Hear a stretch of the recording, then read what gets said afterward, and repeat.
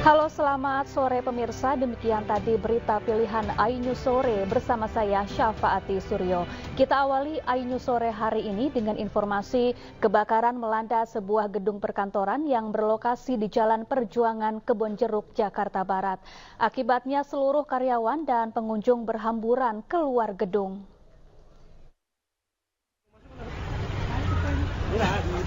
Udah ditutup ya, yang pintu masuk itu. Kepulan asap hitam membumbung tinggi dari atas gedung perkantoran The Food Hall, Jalan Raya Perjuangan Kebonjeruk, Jakarta Barat, Jumat siang. Seluruh karyawan dan pengunjung berhamburan keluar area gedung untuk menyelamatkan diri. Petugas pemadam kebakaran yang tiba di lokasi kejadian berjibaku mengeluarkan asap pekat dari dalam gedung untuk memudahkan pemadaman dengan menggunakan alat bantu pernafasan menuju sumber api. Kebakaran ini diduga akibat korsleting listrik pada bagian panel listrik di lantai 3 gedung. Saya ngobrik, istirahat keluar, tiba-tiba udah ada asap.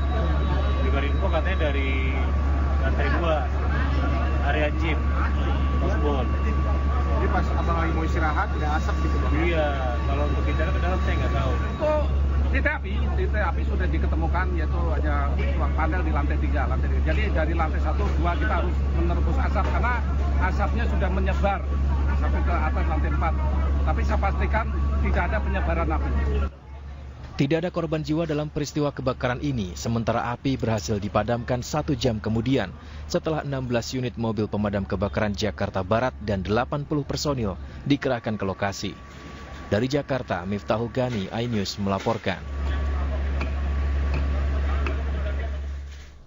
Pemirsa, polisi menangkap sindikat perampok toko jam tangan mewah di Pantai Indah Kapuk, Tangerang, Banten. Satu pelaku beraksi seorang diri merampok 18 jam tangan senilai 12 miliar rupiah, sementara 3 lainnya berperan sebagai penadah.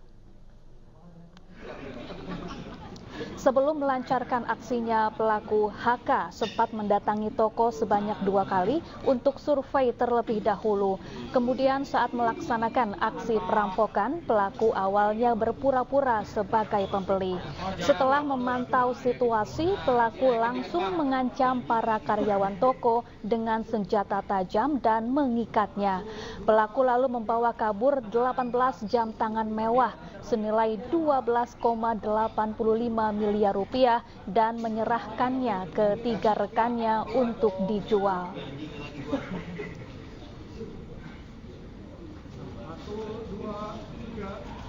Nama HK masuk ke dalam toko Prestige Time dengan berpura-pura menjadi seorang customer.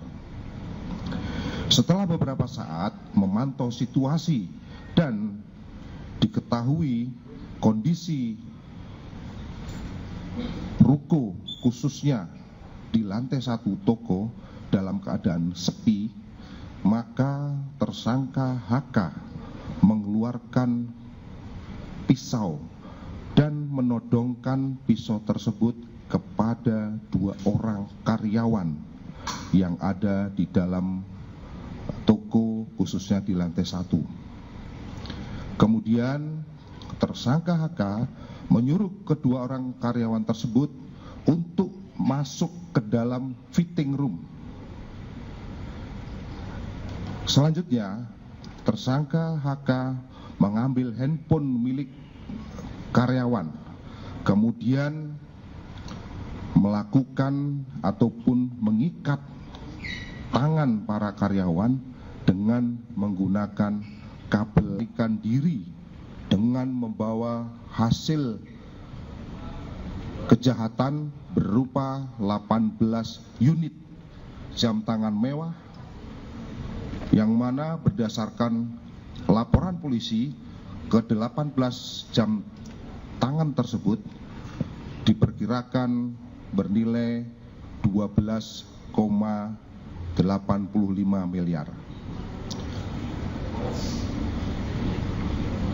Kemudian modus operandi daripada tersangka melakukan kejahatan berupa perampokan tersebut yaitu pada awalnya tersangka HK ternyata sudah mendatangi toko tersebut sebanyak 2 kali. Yang pertama pada tanggal 18 Mei 2024, kemudian yang kedua pada tanggal 25 Mei 2024. Adapun maksud kedatangan tersangka ke toko tersebut adalah melakukan survei terhadap lokasi dan datang sebagai ataupun berpura-pura sebagai customer. Ya, perampokan toko jam tangan mewah terjadi di kawasan Pantai Indah Kapuk 2, Kota Tangerang. Pelaku merampok seorang diri dengan senjata tajam.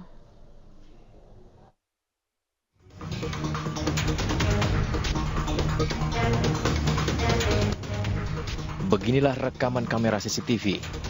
Detik-detik perampokan toko jam tangan mewah di kawasan Pantai Indah Kapuk 2, Kota Tangerang. Pelaku yang beraksi seorang diri mengancam 3 pegawai toko dengan senjata tajam. Pelaku mengarahkan pegawai toko tersebut ke sudut ruangan.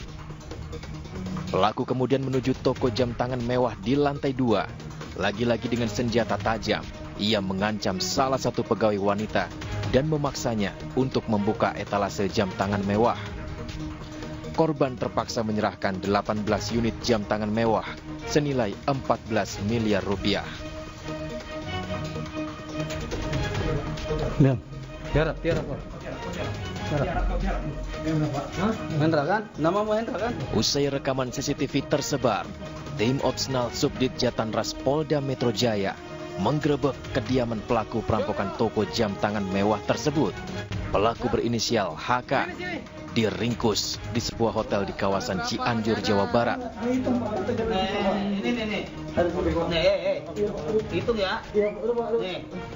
Pelaku tak bisa berkutik saat dikepung petugas. Dari penggeledahan, petugas menemukan 12 jam tangan mewah hasil perampokan, serta barang bukti pakaian dan senjata tajam yang digunakan untuk beraksi. HK dan barang buktinya saat ini diamankan di Mapolda Metro Jaya untuk penyelidikan. Tim Liputan iNews melaporkan.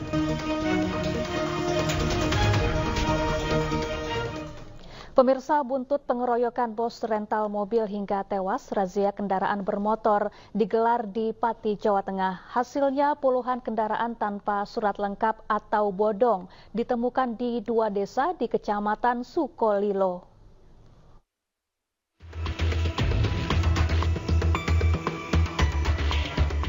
Razia kendaraan bermotor digelar di Kecamatan Sukolilo, lokasi tewasnya bos rental, usai dikeroyok warga.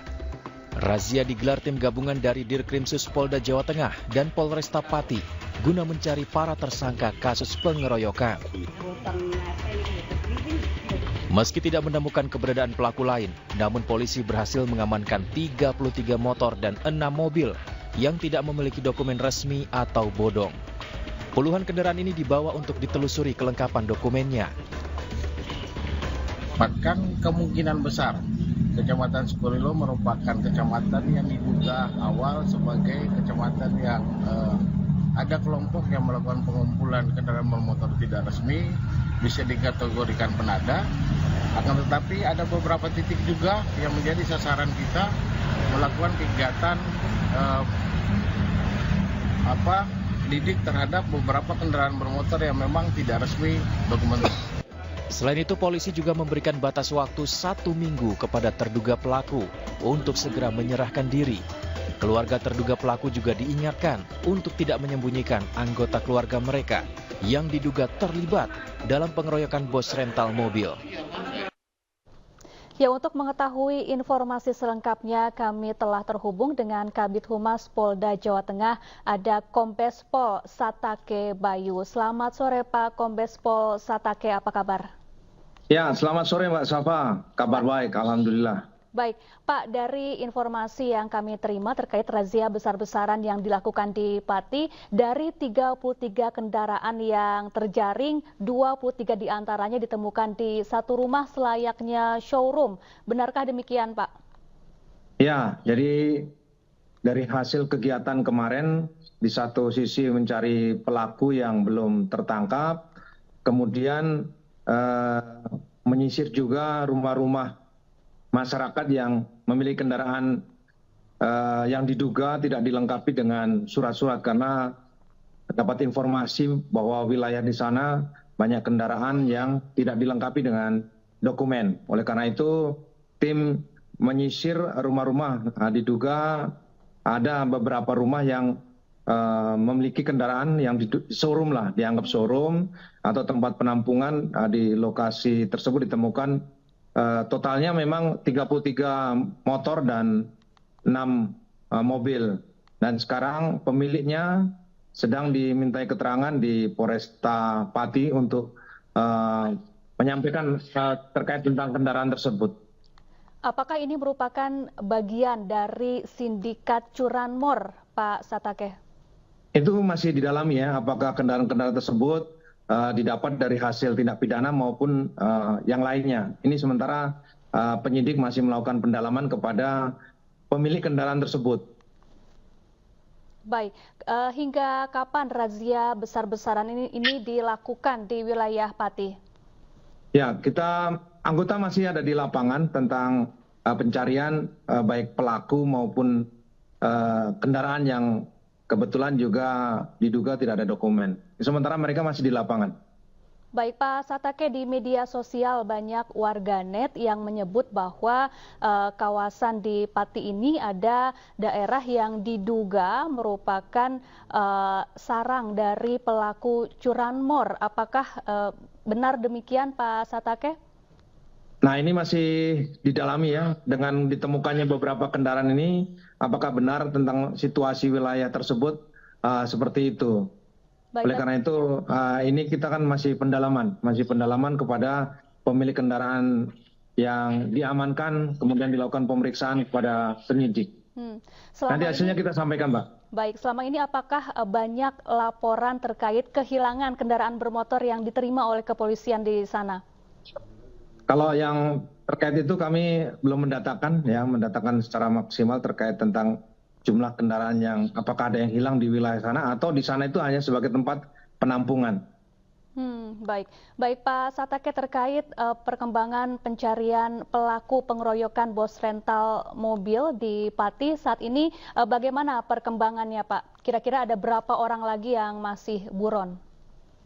Sementara yang sudah diamankan ada 4 tersangka dan hal ini sudah dibawa ke tempat Polresta Pati, dan yang belum masih kita lakukan penyelidikan ya, pencarian, dan juga anggota sudah menyampaikan kepada keluarganya dan diberi warning agar 1 minggu ini supaya menyerahkan diri untuk mempertanggungjawabkan perbuatannya. Baik, terima kasih Kombes Pol Satake Bayu, Kabid Humas Polda Jawa Tengah telah bergabung bersama kami di iNews Sore.